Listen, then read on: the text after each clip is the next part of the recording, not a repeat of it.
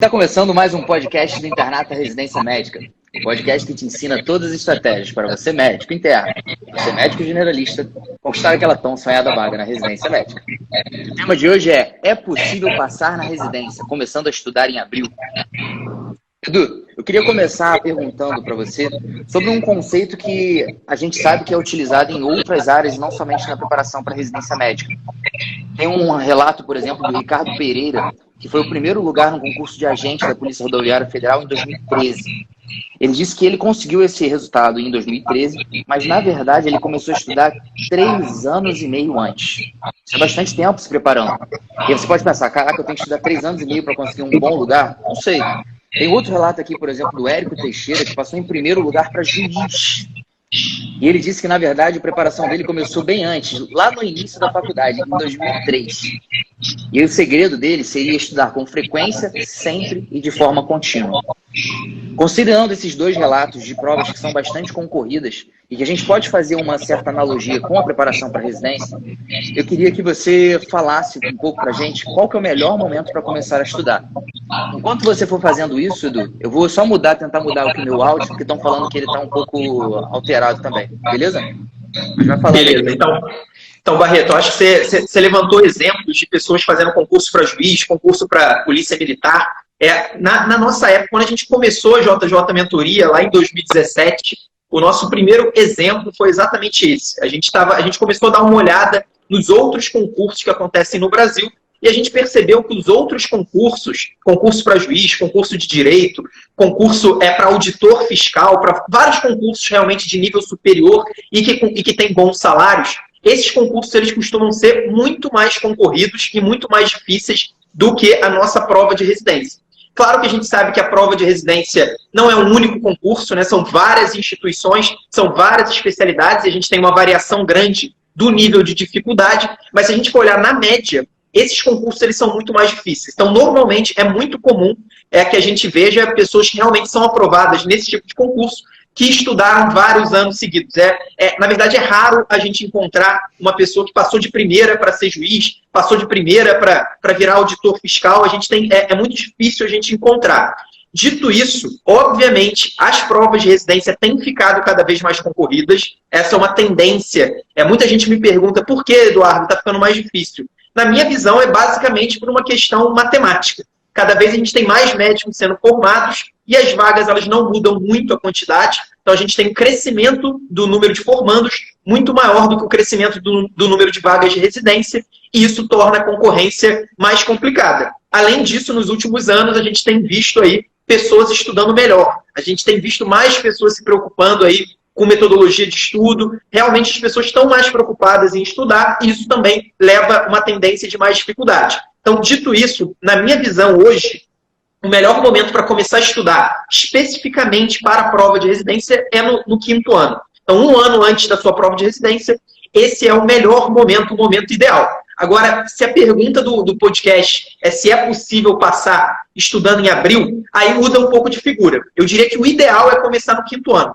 Mas, obviamente, quem não começou, ou quem já começou, mas ainda não está estudando tão bem, é muito possível, a gente já viu várias vezes, ter mudanças incríveis de desempenho partindo de abril. Eu aproveito até para deixar, hoje é dia 23 de abril, hoje faz exatamente 3 anos que a gente criou o nosso primeiro perfil do Facebook da JJ Mentoria. O Barreto acho que não sabia disso, eu não tinha ainda falado sobre isso, mas faz 3 anos. A gente comemora, na verdade, o nascimento da empresa no dia 27 de abril, 4 dias depois, mas hoje foi o dia que faz 3 anos. Então, a gente começou a JJ Mentoria fazendo uma turma que iniciava em maio. Então, a gente começou no início de maio. Se a gente fez isso, é porque realmente a gente acreditava, e isso, na verdade, se confirmou com os nossos primeiros mentorandos lá de 2017, inclusive um grande abraço para todos eles, mas a gente confirmou que é possível você começar a estudar no início de maio e ter uma grande evolução. Inclusive, também, quem conhece a minha história e a história do Jorge, nas provas de residência,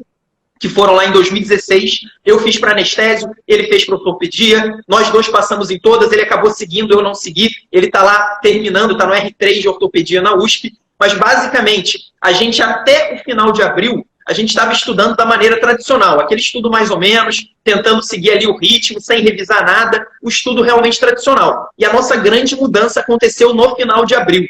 Então, assim, é um momento que para a gente é especial e com certeza é possível, sim, você ter uma grande evolução. A gente nunca fala que é possível você ser aprovado, porque aí existem 3 variáveis que às vezes as pessoas esquecem, né? A primeira variável é de onde você sai, de onde você parte. Tem gente que começa o último ano, o ano da prova de residência, já tirando 70, já tirando 75. Essa pessoa ela vai ter muito mais facilidade. É claro que aquela pessoa tem uma grande base de conhecimento, ela já realmente fez uma faculdade muito boa, tem um conhecimento teórico muito bom. Então, essa é a primeira variável, de onde você está saindo. Outra variável que muita gente esquece é para onde você quer ir. Uma coisa é você querer passar em oftalmologia na Unifesp. Outra coisa é você querer passar numa especialidade bem menos concorrida, num hospital bem menos concorrido. Então, para onde você quer ir também faz muita diferença. E a terceira variável, que é essa sim, é o que a gente aqui na JJ ajuda e o que a gente controla de fato, é a qualidade da preparação. Então, quanto mais você tiver uma preparação de qualidade, quanto maior for a qualidade de sua preparação, claro, maior vai tender a ser a sua evolução, seja no espaço de 2, 3 meses, 6 meses ou 2 anos. Eu acho interessante que você falou que essa preparação realmente pode funcionar e que ela depende, na verdade, de várias variáveis que dependem realmente da individualidade do mentorando. Mas eu queria que você deixasse isso um pouco mais explícito, o quanto que essa melhora pode acontecer. Para contextualizar isso, eu vou te passar uma pergunta que foi feita por um mentorando. Abre aspas. Tenho feito apenas 55% dos simulados. O corte das provas que eu vou fazer é 70%. Ainda dá tempo? Então, Barreto, para isso é uma pena que eu não vou conseguir mostrar aqui nessa live, porque meu celular está sendo usado para fazer a live aqui do Instagram, mas a gente tem um exemplo muito bom que a gente tem dado, inclusive, para os nossos mentorandos. A gente tem umas lives exclusivas com os mentorandos e a gente, na última, a gente mostrou exatamente isso, que é o Rafael, um aluno da gente do ano passado, não sei se o Rafael está aí assistindo, ele deve estar na residência, inclusive, mas o Rafael é um aluno que queria passar na Universidade Federal de Santa Catarina. Ele fez em 2019 a JJ Mentoria, ele tinha feito a prova da UFSC no final de 2018 e ele tinha tirado, se eu não me engano, 46 pontos. Eu sei que ele tinha tirado uma nota abaixo de 50%, tinha ficado longe de conseguir a vaga dele. No ano seguinte, ele conseguiu chegar a 76 pontos. E ele acabou ficando em 5º lugar e foi aprovado, se eu não me engano, são 4 vagas ou 3 vagas, mas ele acabou sendo aprovado na segunda chamada na reclassificação. Então ele conseguiu a vaga, ele saiu de 46 para 76. Mas para responder a sua pergunta diretamente, aí existe uma mensagem que ele me mandou no Telegram.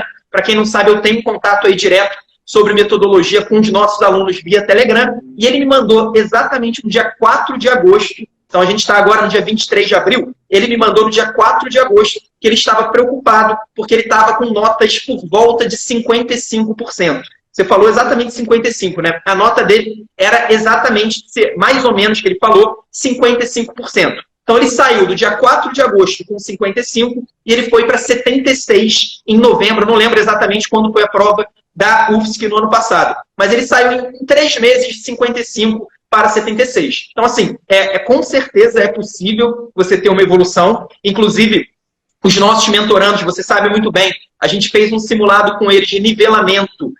Lá no início da mentoria, logo que eles entram, a gente faz um simulado de nivelamento. E eles tiraram uma nota média de 46%. Então, a nota média dos mentorandos foi de 46%. Atualmente, faz umas 2, 3 semanas que a gente fez o último simulado, eles já estavam com uma nota média de 60%. Então, aí, em 2 meses e pouco, houve um aumento de 14 pontos na média. Claro, tem gente que aumentou muito mais, tem gente que aumentou menos ou até não aumentou. Mas, assim, na média, é possível, sim, a gente ter uma grande evolução. E eu gosto sempre de dizer, agora que a gente está tendo essa questão aí da pandemia, muita gente falando sobre curva exponencial. Curva exponencial é aquela que não cresce de forma linear. Ela cresce mais lentamente no início e no final ela tem um grande crescimento. E é mais ou menos isso que acontece com o resultado, com o desempenho de uma pessoa ao estudar para a prova de residência. Basicamente por quê? Porque quando a gente está estudando para uma prova de residência, vale para qualquer prova, na verdade, mas quando a gente está estudando para uma prova, basicamente, a gente está crescendo, a gente está melhorando 2 variáveis ao mesmo tempo.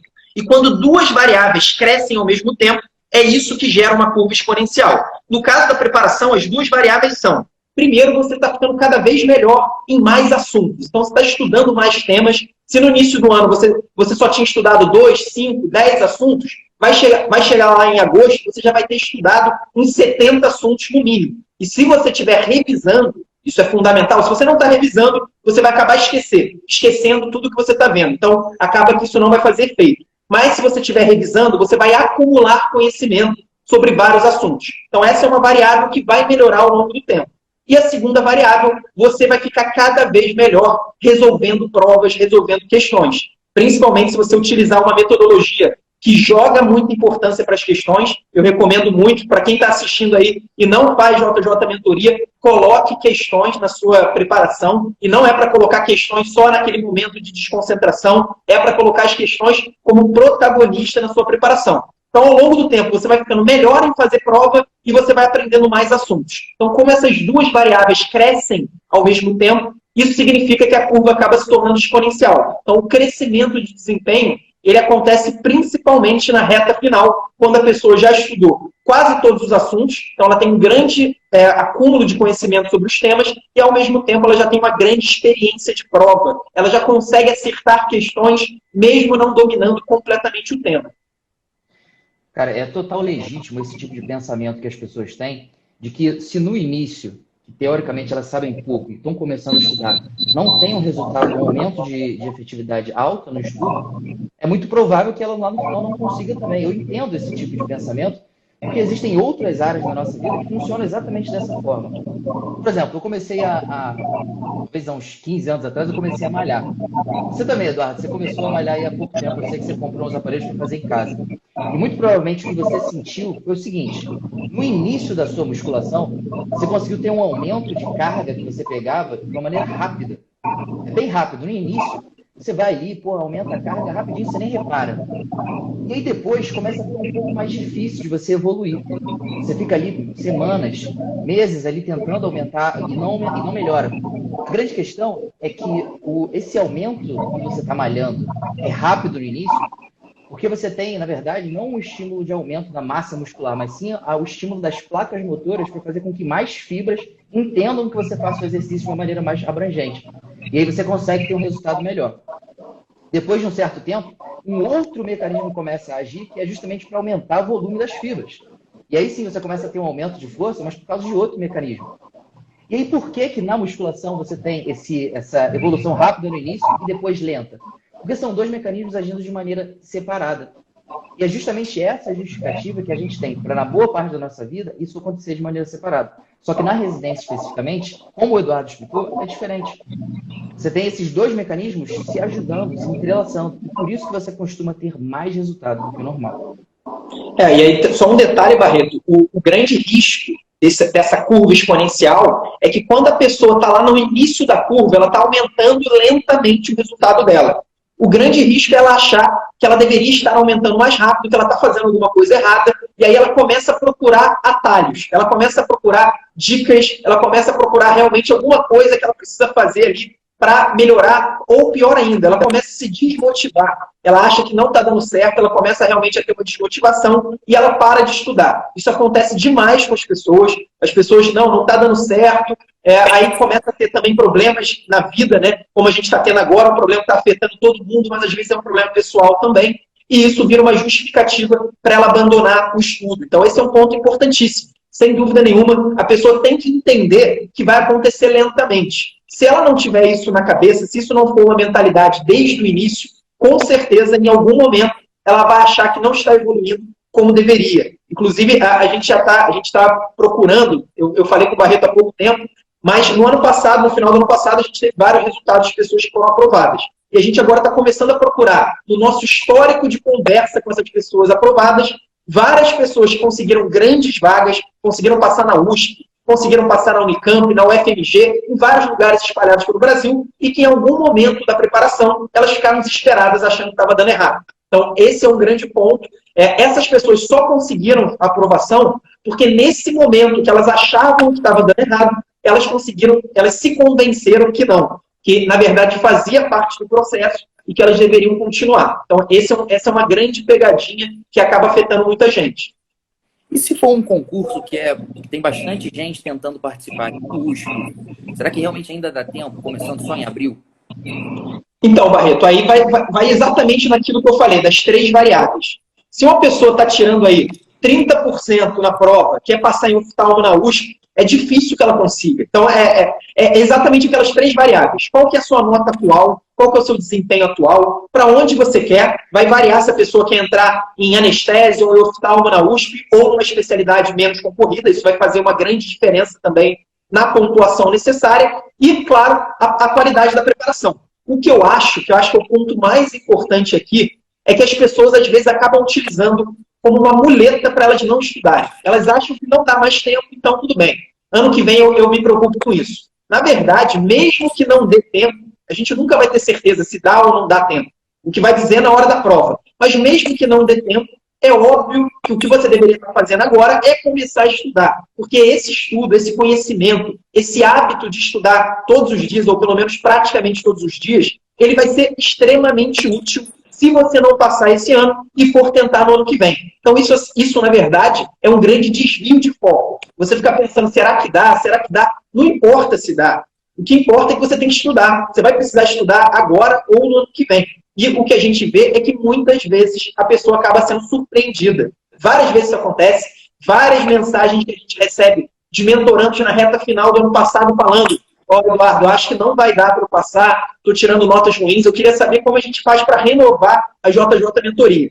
Todas as vezes eu respondia: calma, vamos esperar os resultados, foca nas provas, tem reclassificação, tem um monte de coisa. Então, na verdade, isso é um grande desvio de foco. Eu acho que a pessoa tem que, claro, ela tem que saber, ela não pode colocar uma expectativa extremamente alta. Se ela quer passar em oftalmo na USP e está tirando 40%, é possível passar? Claro que é possível, mas é difícil. Vai ser bem mais difícil do que uma pessoa que está com uma nota maior ou uma pessoa que quer uma especialidade menos concorrida, uma instituição menos concorrida. Mas eu acho que isso é um grande desvio de foco. O negócio é a pessoa começar a estudar. Em algum momento ela vai precisar estabelecer esse ritmo de estudo, esse hábito de estudo. E eu acho que em nenhum momento melhor do que agora. Se a gente ficar procrastinando, a pessoa vai chegar no ano que vem, também vai sentir alguma dificuldade. E aí, quando ela vir, já está em abril de novo, já está em maio de novo, e ela já acha que não dá de novo. Isso que acontece com muitos médicos, que são médicos que acabam adiando a especialização, não por vontade própria, claro, por opção de carreira, adiar a especialização, mas simplesmente porque a pessoa acha que não vai passar na prova.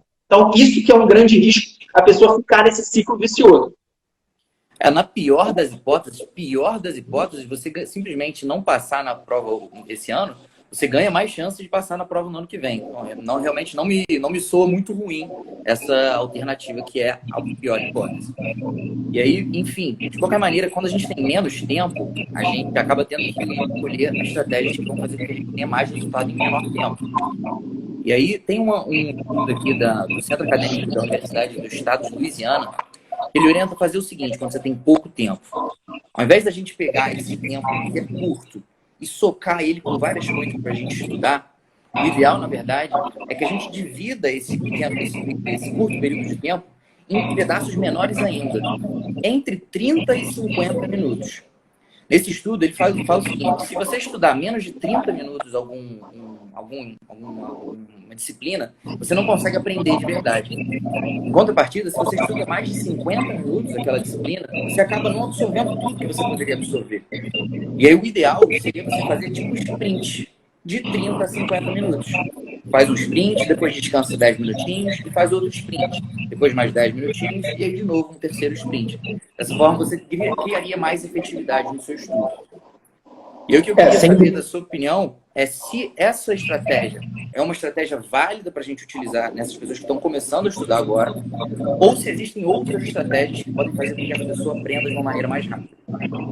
Então, Barreto, se a gente for falar agora de produtividade, o primeiro ponto é que quanto menos tempo você tem, mais produtivo precisa ser o seu estudo. Esse é um ponto importantíssimo. Às vezes as pessoas até fazem o contrário. A pessoa tem pouquíssimo tempo para estudar e ela gasta esse pouco tempo fazendo estudo teórico, lendo uma apostila gigante, assistindo uma aula gigante, que é um tipo de estudo que naturalmente tem menor produtividade. Você vai gastar muito tempo e você vai reter pouco daquilo que você estudou. Eu acho que para quem tem pouco tempo, mais do que falar de sprint de estudo, a gente poderia, por exemplo, citar a técnica Pomodoro, que é uma técnica que a gente gosta, uma técnica válida para a pessoa estudar. Eu acho que o ponto mais importante é ela utilizar algumas estratégias de estudo que são comprovadamente efetivas. Acho que a principal delas seria o efeito teste. O efeito teste, basicamente, significa você, no caso da prova de residência, estudar através de questões antigas. Então, usar muita questão antiga para você não só treinar aquela questão, muita gente acaba se confundindo.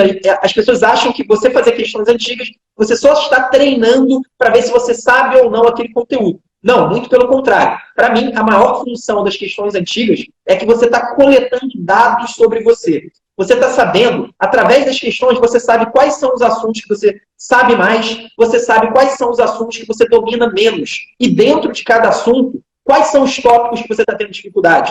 Porque às vezes você é muito bom em trauma, mas você está errando várias questões sobre TCE. A única maneira de você descobrir isso é através das questões antigas. Da mesma forma, a gente poderia usar diversos exemplos. Então, as questões antigas, além de serem um treinamento, elas vão representar dados muito valiosos.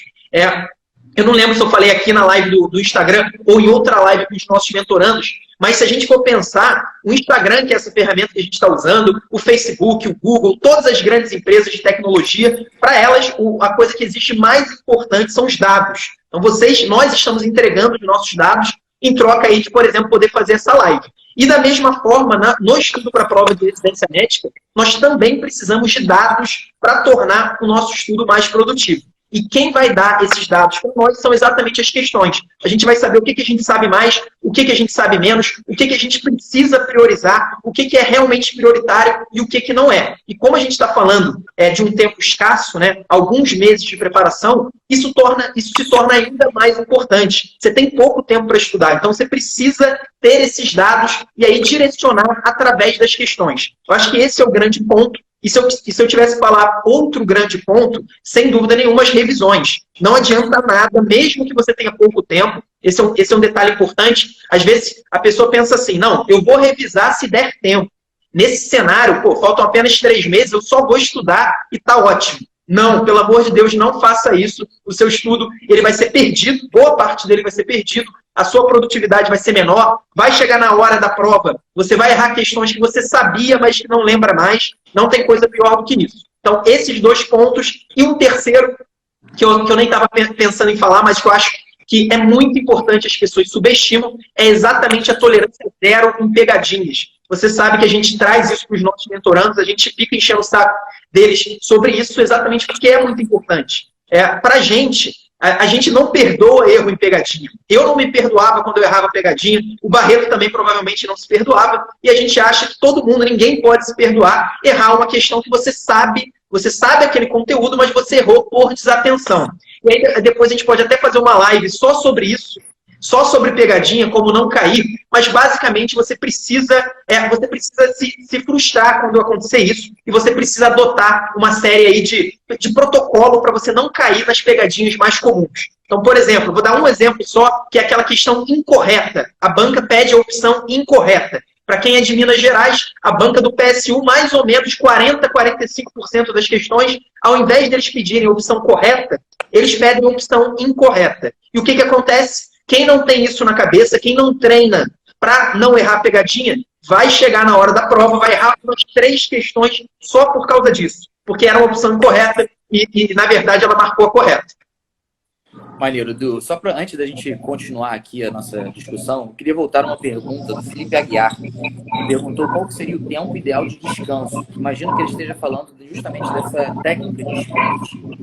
E a gente foi comentando aqui, o Felipe, sobre a técnica do Pomodoro, que é uma técnica clássica utilizada justamente como uma analogia com aquele reloginho que tem no, sabe? Você vai fazer alguma coisa, cozinhar, coloca um timer, e aí o timer vai calculando, aí quando chega o momento, ele, pum, anota.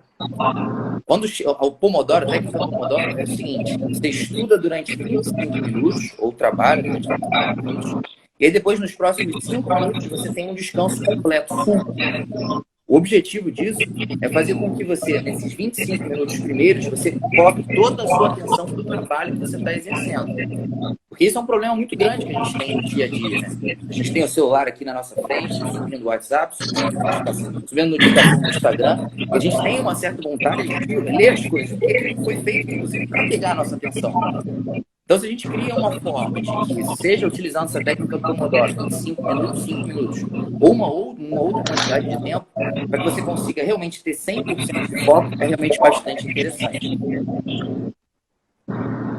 A galera tá falando que tem eco, vou voltar aqui pro meu outro fone. Mas enquanto isso, Edu, queria que você respondesse uma pergunta que eu achei bastante interessante da Patrícia. Ela diz que ela está fazendo um curso preparatório tradicional e não está sentindo que o estudo está efetivo. E ela queria saber se a mentoria vai ter alguma estratégia aí boa para ela utilizar numa turma futura. Então, é Patrícia, né, que você falou? É Patrícia o nome dela, Barreto? Isso, Ele não está ouvindo. Então, Patrícia, com certeza, né? A gente vai ter a terceira turma. Não sei se você já está. Inclusive, todo mundo que está assistindo que não estiver no JJ na pandemia, JJ na pandemia é um módulo gratuito que a gente liberou. É exatamente o curso que a gente tem. Na verdade, é uma introdução do curso, nas primeiras 5 semanas do curso da JJ Mentoria. A única diferença está no suporte, que da JJ Mentoria é bem mais amplo e bem mais direto, mas de qualquer jeito vocês com certeza vão ter a possibilidade de entender a nossa metodologia. A gente está falando aqui de várias técnicas, coisas que a gente acha que vocês devem usar, e aí vocês podem, mesmo quem não vai continuar a JJ Mentoria, eu vi que tem uma pessoa que está no 4º ano, mesmo você que está no 4º ano, está no 3º ano, é uma ótima possibilidade de pelo menos vocês verem os nossos vídeos introdutórios, a nossa live inaugural, e entenderem a nossa metodologia. Mas o nosso objetivo é exatamente esse, a gente ajudar. Seja você uma pessoa que está fazendo outro curso ou uma pessoa que não está fazendo nenhum curso, com certeza a gente vai ter a terceira turma abrindo daqui a 2 ou 3 semanas, se eu não me engano. A gente vai anunciar, com certeza vocês vão ver aí nas nossas redes sociais, mas o nosso objetivo é exatamente esse, é fazer aí um choque de produtividade na preparação dos nossos alunos. Beleza, perfeito. Agora eu vou continuar aqui com as nossas perguntas, e tem um estudo bastante interessante, foi da Universidade de John Hopkins, da Universidade da Escola de Medicina, tá, de John Hopkins, que ele tentou avaliar como que seria a melhor forma de uma pessoa aprender uma atividade motora. E aí ele dividiu essas pessoas que estão tentando aprender isso em 2 grandes grupos. O primeiro grande grupo, ele exerceria 2 atividades iguais para tentar aprender a mesma coisa. É como se a gente pegasse aqui uma pessoa e assistisse a mesma videoaula 2 vezes. O outro grande grupo, ele usou uma estratégia um pouco diferente. Ele até fez 2 estratégias também, mas a primeira era diferente da segunda. O que ele chamou de um ensino modificado. É como se essa pessoa aqui visse uma videoaula e depois lesse um roteiro de estudos. O que ele viu nesse estudo de John Hopkins é que essas pessoas que utilizavam estratégias diferentes, utilizando o mesmo tempo de estudo, tinham mais resultado, era um estudo mais efetivo. E é por isso que eu queria perguntar para você se existe algum tipo de priorização que nós devemos fazer com o nosso material nesse momento, já que a gente tem menor tempo para estudar. Então, Barreto, isso é muito interessante. Às vezes eu recebo uma pergunta como essa. A pessoa fala às vezes assim, Eduardo, eu gosto muito de assistir aula, mas eu não gosto muito de ficar lendo texto, lendo materiais escritos. Será que eu posso só usar a videoaula e não usar o material escrito? Eu sempre digo que o único material que eu considero individualmente obrigatório, essencial para você passar, para você ter uma boa preparação na prova de residência médica, são as questões antigas. Esse, sinceramente, eu nunca vi alguém que não usou nada de questões antigas passar na prova. Agora, por exemplo, videoaula, eu sem assistir nenhuma aula, eu não assisti absolutamente nenhuma aula sobre prova de residência médica em 2016 e eu acabei sendo aprovado em todos os lugares que eu passei. Então, acho que assim, você não é obrigado a utilizar todos os materiais. Agora, o que eu acho que tem mais a ver com esse estudo e que responde bem a sua pergunta é que necessariamente você tem que ter materiais teóricos para você fazer estudo teórico, e aí pode ser uma aula, pode ser um roteiro escrito, pode ser uma apostila, pode ser mapa mental, citando os que a gente tem na mentoria, e a gente tem que ter também materiais de efeito teste, para você praticar aquilo. E aí, basicamente, as questões antigas, as provas na íntegra e simulados acabam fazendo também parte de questões antigas, e os flashcards. Então, você tem que ter, pelo menos, materiais teóricos e materiais de teste. Se você não tiver, aí o seu estudo está capenga, com certeza. Maneiro. Tem uma estratégia, Eduardo, que é feita pelo blog do Dudu Halush. Como é que é essa estratégia? Isso não é para estudo, mas sim para desenvolvimento de resultado quando a gente fala sobre fisiculturismo. Existe uma estratégia que é o seguinte: o treinamento do fisiculturista, que é aquele cara que vai lá para posar para foto, ele tem que fazer de uma forma que ele consiga ficar forte e seco. Forte e definido. Só que tem um problema. Na musculação, a gente não consegue ganhar massa magra sem que a gente ganhe um pouco de massa gorda também. E aí, o que os fisiculturistas fazem? Dividem a preparação em off e pré-contest. Ou seja, longe da competição e logo antes da competição. longe da competição, o que eles fazem? Comem bastante, fazem uma dieta hipercalórica e fazem um treinamento focado para ganhar massa magra, apesar de eles ganharem um pouco de massa gorda. E aí, logo antes da competição, eles começam a fazer um treinamento um pouco diferente. Aquele que não é para ganhar massa magra, mas sim para perder a massa gorda, mantendo a massa magra, que é um pouco diferente. Eles até mudam dieta, mas em relação ao treinamento, muda bastante. E o Dudu Halush coloca que uma das principais alterações é você aumentar o volume de treinamento.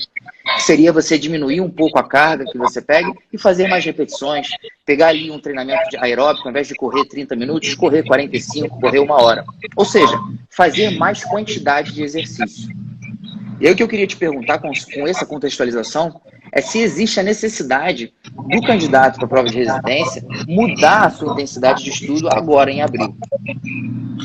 Mudar a intensidade, depende de como tem sido a intensidade dele até agora. Eu acho que se o aluno tem tido um estudo bom, tem tido uma consistência de preparação, ele não precisa mudar a preparação dele em abril. Na verdade, o que vai acabar acontecendo, e que eu acho que tem mais a ver com isso que você falou, é que lá na reta final, faltando 1 mês para a prova, pelo menos na mentoria, e eu acredito que na maioria dos outros cursos, os assuntos teóricos eles já acabaram, ou pelo menos eles já estão quase acabando. Então, você já viu todos os temas que podem cair na prova, pelo menos todos os temas que você se programou para estudar. E aí, chegando lá na reta final, então você não tem mais nada novo para estudar. Você simplesmente vai revisar e treinar muita prova antiga. Então, lá na reta final, existe essa mudança de preparação. Aí você aumenta ainda mais o número de provas na íntegra, de simulados, o número de questões que você está fazendo, e você inclui um ponto que é fundamental lá na reta final, porque muita gente tenta usar isso desde o início da preparação, e eu já adianto que não dá certo, mas na reta final vale muito a pena você direcionar o seu estudo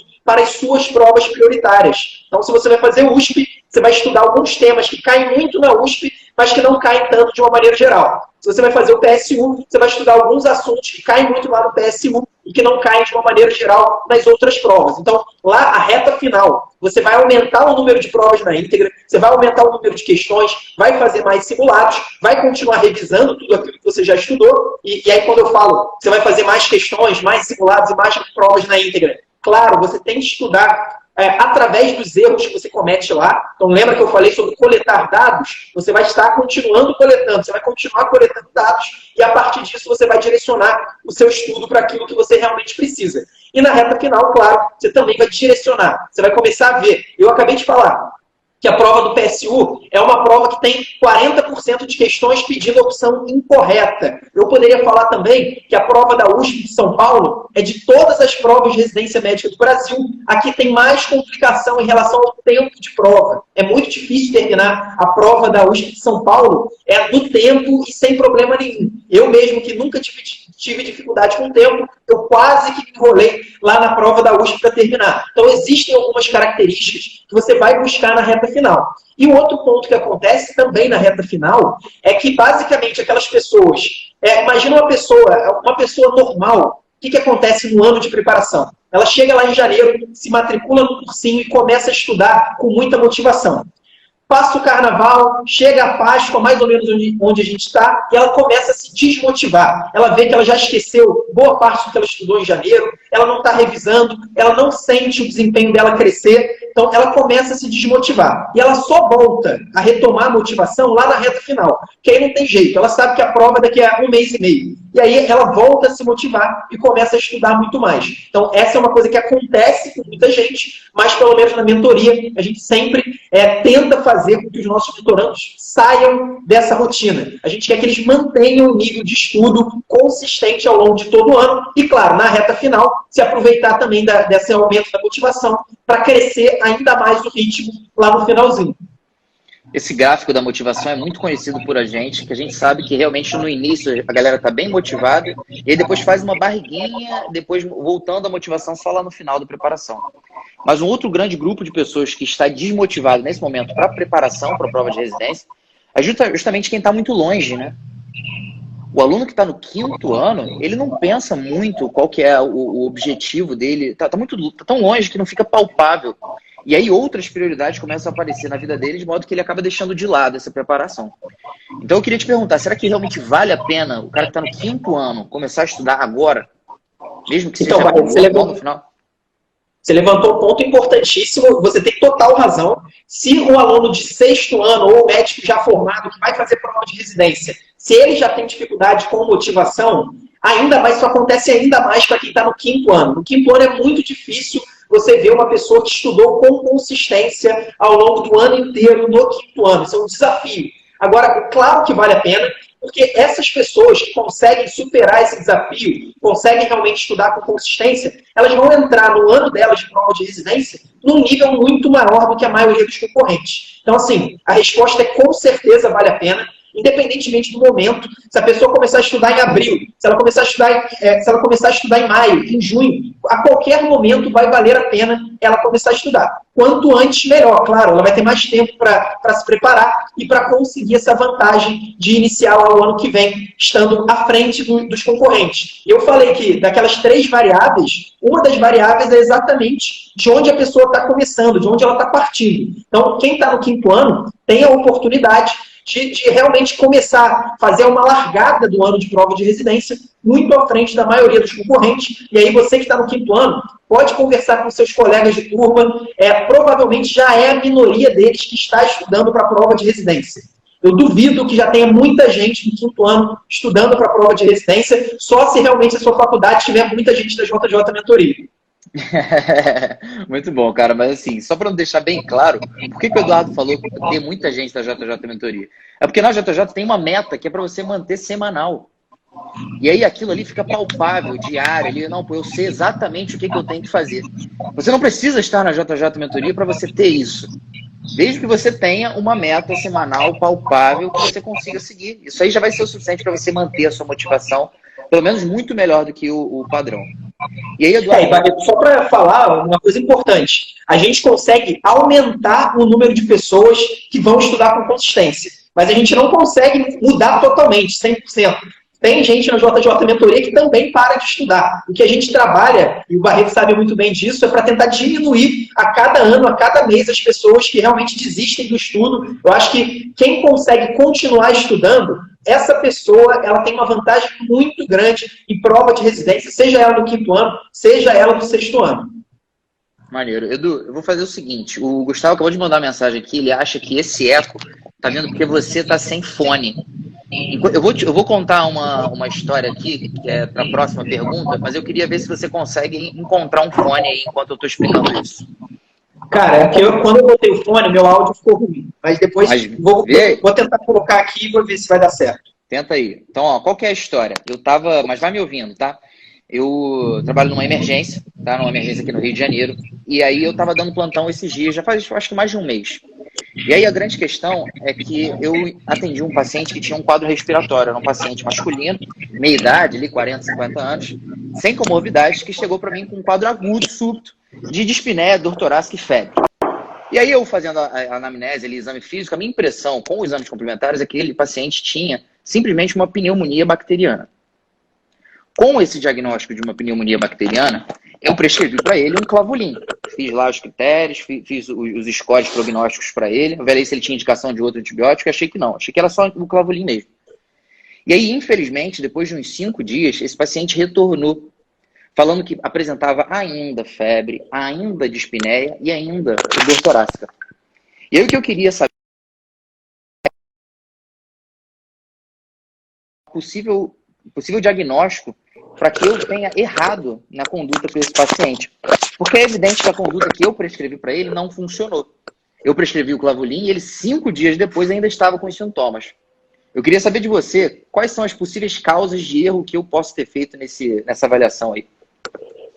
Cara, eu acho que o primeiro ponto é que em alguns momentos a gente tem a conduta certa, desculpa, e a conduta certa acaba dando errado. Eu acho que isso acontece em todos os lugares. Me confirma só se o meu áudio tá ok, Barreto? Tá ótimo, tá ótimo. Tá bom? Então, cara, eu acho que esse é o principal ponto. Nem sempre a gente vai fazer o certo e vai dar certo. Às vezes a gente vai fazer o certo e vai dar errado. Da mesma maneira, a gente vê o tempo todo gente que passa na prova de residência e que estudou de uma maneira pouco produtiva. É aquela pessoa que já tinha uma base muito boa, que estava, às vezes, tentando uma prova que ela tem mais facilidade de fazer, porque ela já está acostumada, já faz há muito tempo. Então, assim, eu não sei exatamente o seu caso, mas, basicamente, cara, se você fez a conduta correta, se você diagnosticou certo, fez lá o protocolo e seguiu o protocolo e deu errado, o problema não foi você ter seguido. O problema é que nem sempre, quando a gente faz a coisa certa, o resultado vai ser aquilo que a gente espera. Tem gente, por exemplo, que vai estudar com consistência e vai ter dificuldade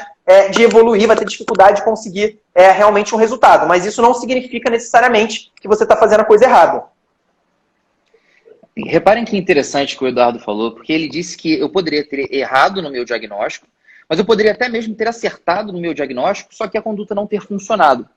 E isso gera um problema, né? Porque como é que eu, médico, vou conseguir melhorar a minha conduta com meus próximos pacientes se eu não consigo nem diagnosticar qual foi a coisa que eu errei? E é exatamente isso que o mentorando, que o candidato passa nesse momento. Ele vem aqui na live, Eduardo, e ouve você falando, a gente falando aqui várias técnicas que ele pode utilizar para melhorar a efetividade do estudo dele. Só que ele não sabe ao certo onde que está o problema na vida dele. Da mesma forma que eu, por exemplo, não sei se eu errei o diagnóstico e talvez fosse uma pneumonia viral por causa de Covid, por exemplo. Eu não sei se eu errei, ele não melhorou porque eu prescrevi o Clavulin talvez numa dose que não funciona nele, ou porque o germe era um germe resistente, na verdade eu tinha que ter prescrito outra coisa. Eu tenho que conseguir fazer esse diagnóstico para que eu no futuro consiga melhorar os meus próprios resultados. Então eu queria que, essa é uma das coisas mais importantes, na minha opinião, desse episódio da live, é justamente qual é a orientação que você dá para os candidatos para que eles possam fazer esse autodiagnóstico. Porque, sem sombra de dúvidas, é somente com esse autodiagnóstico ou com alguém auxiliando a fazer esse autodiagnóstico que eles vão conseguir realmente ter mais resultado no futuro. Eu acho que, Barreto, existem duas coisas que o aluno pode olhar e, em 90% das vezes, claro que existem esses 10%, isso é importante, mas na grande maioria das vezes o problema vai estar em um desses dois pontos. O primeiro ponto, que talvez seja o ponto mais comum de erro, é exatamente a consistência do estudo. Então, se a pessoa acha que ela está estudando mal, a primeira coisa que ela tem que pensar, e tem que ser muito sincero nisso, é uma autocrítica, não precisa falar para a gente, não precisa falar para ninguém, mas é uma autocrítica importante. Será que você está estudando com consistência? E aí a gente chama de estudar com consistência? É estudar pelo menos 5 a 6 vezes na semana nos últimos meses. Então, se você estiver fazendo isso, significa que você está, sim, estudando com consistência. Se você não estiver fazendo isso, eu já tenho certeza que o problema é esse. O problema é esse, o estudo ainda não se tornou um hábito na sua vida, ainda é uma coisa bem intermitente, então você ainda tem dificuldade, você ainda está fazendo muito esforço para estudar. Então, o primeiro ponto é esse, ver se está estudando com constância ou não. À medida que a pessoa estiver estudando com constância e mesmo assim está sentindo que está estudando errado, o segundo grande ponto é exatamente o uso do estudo teórico comparado à revisão com as questões. Será que você está gastando pelo menos o mesmo tempo com o estudo teórico e com a revisão com questões e flashcards? Por que eu digo isso? Porque a maioria das pessoas acaba que estuda. Ela gasta muito mais tempo fazendo estudo teórico, então assistindo aula, lendo texto, lendo apostila, vendo mapa mental, fazendo aquele estudo que é muito mais confortável, porque você não está sendo testado. Você só está teoricamente aprendendo. Você está lendo, está aumentando o seu conhecimento, mas você em nenhum momento está sendo testado. E o que as pessoas normalmente fazem? Elas gastam, 10 horas por semana ou 15 horas por semana fazendo estudo teórico e 3 horas por semana fazendo estudo com questões e flashcards. Esse é um erro fundamental, realmente, de metodologia e que não pode ser cometido de forma alguma. Na mentoria, inclusive, nas nossas metas mínimas, a gente dá mais espaço para revisão com questões e flashcards do que para o estudo teórico. A gente inclui também a revisão teórica, que é basicamente um estudo direcionado pelos erros que você comete, mas basicamente a gente procura equilibrar a revisão com o estudo. Esse é um grande erro. A pessoa começa a achar que está dando errado, e aí que ela aumenta ainda mais o estudo teórico. Ela fala assim, pô, Eduardo, eu estou errando muita questão sobre cirurgia ou muita questão sobre epidêmio, eu acho que eu preciso estudar mais teoria. Esse é o grande erro. Se você está errando muitas questões, você está gerando muitos dados naqueles assuntos. Então seja mais específico. Olhe, dentro de cirurgia, o que você está errando? Você está errando questões sobre trauma abdominal, trauma esplênico, você está errando questões sobre doenças de vias biliares, você está errando questões sobre pancreatite aguda, o tratamento da pancreatite aguda. Seja o mais específico possível e direcione o seu estudo teórico a partir disso. Então, cuidado com isso, desequilibrar o estudo, fazer muito mais estudo teórico do que o estudo com questões e flashcards, que é o que a gente chama de efeito teste. E como terceiro ponto, eu falei que seriam 2, mas eu acabei lembrando de um que eu não poderia deixar de falar, é exatamente a revisão. Você está revisando aquilo que você estuda, ou você não está revisando, ou está dando muito pouco espaço para a revisão. Esses são os 3 erros principais. Se a pessoa estiver estudando com consistência, usando muito efeito teste, equilibrando as questões com o estudo teórico, e essa pessoa está revisando todos os assuntos, eu tenho certeza absoluta que no longo prazo o desempenho dela vai crescer. E a gente fala isso porque a gente vê isso o tempo todo na mentoria. Inclusive, esse ano, às vezes o mentorando vem conversar com a gente, e esse ano a gente já tem um traqueamento muito bom dos dados dessa pessoa na plataforma. Então a gente sabe se ele está estudando com consistência ou não. Isso é muito interessante. Inclusive o Barreto sabe que a gente vai começar a fazer uma correlação estatística entre o uso da plataforma e o desempenho nos simulados. No ano passado a gente já chegou a fazer e a gente viu que havia uma grande relação entre você usar mais a plataforma, ou seja, você estudar com mais consistência e ter um ótimo resultado ou bons resultados no simulado. E a gente não tem nenhuma dúvida que esse ano isso vai se repetir. E esse ano, como a gente tem dados muito melhores, com certeza a gente vai fazer muita coisa legal, muita pesquisa legal e a gente vai mostrar para vocês também. Maneiro. Edu, a gente está chegando quase no final aqui da nossa 1 hora de live e eu vou te fazer mais 2 perguntas. Uma que eu preparei, mais outra que o NCRPGY perguntou. Como dividir o tempo para revisar temas antigos e o tema para estudar assuntos novos da semana? Então, TGM, né? Então, TGM basicamente é o seguinte. PGY, você PGY. Como é que... NCRPGY. Então, eu acho que basicamente você vai se programar. Eu acabei de falar que eu recomendo que você equilibre o estudo teórico com a revisão. Então, uma boa maneira para você começar é colocar metade. Metade do seu tempo vai ser para estudar coisas novas, metade para estudar, para revisar coisas que você já fez através das questões. Esse é um ponto importante. Revisar não significa que você vai pegar de novo o mesmo material que você usou para estudar de novo aquele tema. Não, você vai fazer questões, você vai treinar, você vai fazer questões, você vai fazer flashcards e a partir dos erros que você comete, aí sim você vai direcionar um segundo estudo, que é o que a gente chama aqui na JJ Mentoria de estudo teórico. Então, basicamente, você vai dividir o seu tempo e você vai se ater àquilo que você planejou. Esse é um grande problema que muita gente tem também, é que a pessoa se planeja para fazer uma coisa, chega na hora ela faz outra. Então, o planejamento não valeu de nada. Então, acho que começa com o planejamento, você dividindo o seu tempo que você vai ter para preparação. E se você equilibrar mais ou menos metade, o estudo teórico com as questões e flashcards, você já vai ter uma produtividade maior. Na JJ Mentoria, a gente desequilibra, a gente coloca 60% mais ou menos para as questões e flashcards e 40% para o estudo teórico, porque a gente não tem nenhuma dúvida que você evolui muito mais rápido, você evolui com muito mais firmeza, de forma muito mais sólida, quando você faz muitas questões e quando você revisa muito os temas que você já estudou. Muito bom, cara. Uma última pergunta aqui, interessante para a galera da revalidação, que ele já tem uma prova com o calendário definido para final de agosto. E aí, considerando que a final de agosto é muito pouco tempo, né? Eu queria saber se até mesmo o final de agosto ainda dá tempo do cara começar a se preparar. Então, Barreto, é a prova da UFMT, né, revalida do dia 30 de agosto. Eu acho que tudo que a gente falou aqui pode ser resumido nessa resposta. Dá tempo para ela melhorar o estudo dela e aumentar o desempenho. Eu não tenho como dizer quantos pontos ela vai aumentar e eu não tenho como dizer se vai ser possível ela conseguir a revalidação, porque isso depende exatamente daqueles 3 fatores. No caso, o terceiro fator, que é o grau de dificuldade, nesse caso é igual para todo mundo. Porque você tem que tirar a mesma nota que todo mundo para ser aprovado. Mas vai depender basicamente de onde ela está. Se ela estiver perto, ou pelo menos mais ou menos perto da nota que ela precisa, sem dúvida nenhuma é possível ela conseguir a vaga. Mas, de qualquer jeito, a gente sabe que no Revalida, além da UFMT, tudo indica que a gente vai ter a prova do INEP também, esse ano, né? Deveriam ser 2 provas por ano. Toda essa questão agora da pandemia bagunçou tudo, mas provavelmente a gente vai ter sim a prova do INEP. Então, assim, mesmo que ela não passe no FMT, ela vai ter outras oportunidades e, sem dúvida nenhuma, ela deveria, pelo menos, começar a estudar para agora. Começar agora, realmente, a ter um ritmo bom de estudo, a ter uma preparação adequada para ela se preparar não só para a prova da UFMT, como para qualquer outra prova. E aí, claro, como o tempo é escasso, mais uma vez, sempre que o tempo for muito curto, a sua produtividade deve ser ainda maior. Você deve se preocupar com a sua produtividade. Quanto mais curto for o tempo, mais produtivo precisa ser o seu estudo. Perfeito, muito bom, cara. E seguindo nessa linha de produtividade, não tem nada mais produtivo que aprender através do efeito teste.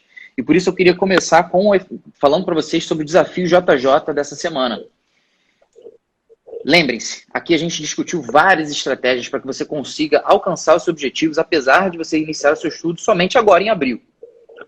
Mas de nada adianta você não saber aplicar onde esses conceitos devem se enquadrar dentro da sua vida.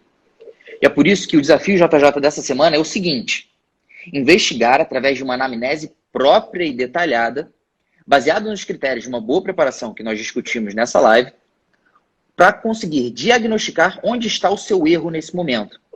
O Eduardo falou, são duas grandes principais áreas de erro. Planejamento, que se correlaciona principalmente com a consistência, e a proporção entre o estudo teórico e a revisão prática, que deve ser realizada com questões e flashcards. Existe também a revisão, que é o terceiro. Então foram 3 no final. Estudo teórico, estudo prático e a revisão prática. 3. Isso. É importante que vocês reconheçam isso em vocês, mas não somente isso. Coloquem também, escrito mesmo, qual que vai ser a estratégia que foi discutida aqui na live que vocês vão utilizar para melhorar esse ponto.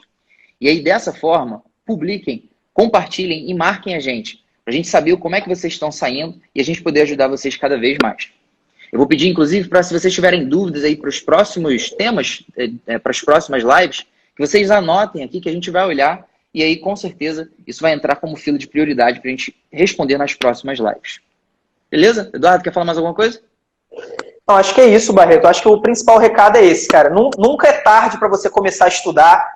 Isso parece um clichê, mas é muito verdadeiro, né? As pessoas ficam, às vezes, gastando muito tempo pensando se dá para começar a estudar agora ou se não dá. E isso vira uma procrastinação eterna. Então, tentem deixar isso de lado. Eu sei que a gente está num momento difícil, mas é um momento também de mudança na nossa rotina. E todo momento de mudança, da mesma maneira que a gente tem vários riscos, né? A gente começa a bagunçar a nossa rotina, a gente começa a ter hábitos ruins, mas também é um momento da gente começar a incluir novos hábitos. E por que não você incluir um hábito de estudo, um hábito realmente de aprendizado, todo dia você aprender um pouco. Agora vocês estão estudando para a prova de residência ou para o Revalida, amanhã vocês vão estar na residência médica ou vocês vão estar estudando para várias outras coisas na sua vida. Então incluam esse hábito de estudar, de aprender todos os dias, utilizem o efeito teste e para quem ainda não entrou, entra no JJ na pandemia, está lá na nossa bio, na nossa biografia tem o link, né, do JJ na pandemia, é gratuito, vocês vão conseguir fazer os nossos simulados, vocês vão ter acesso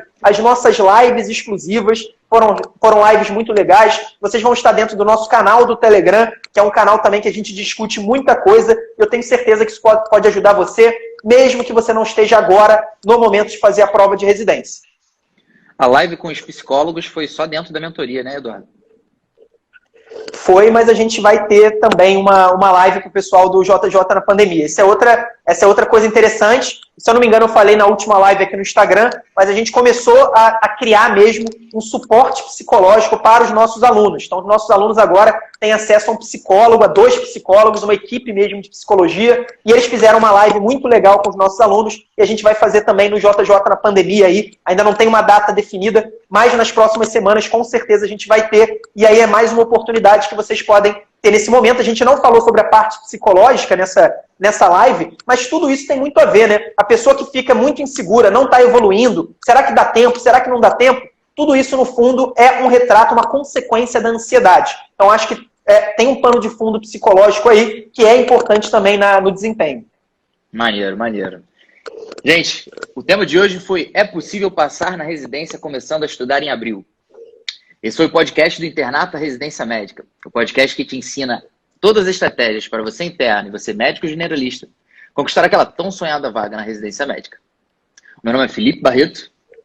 Meu nome é Eduardo. Até a próxima semana, pessoal. Um abraço.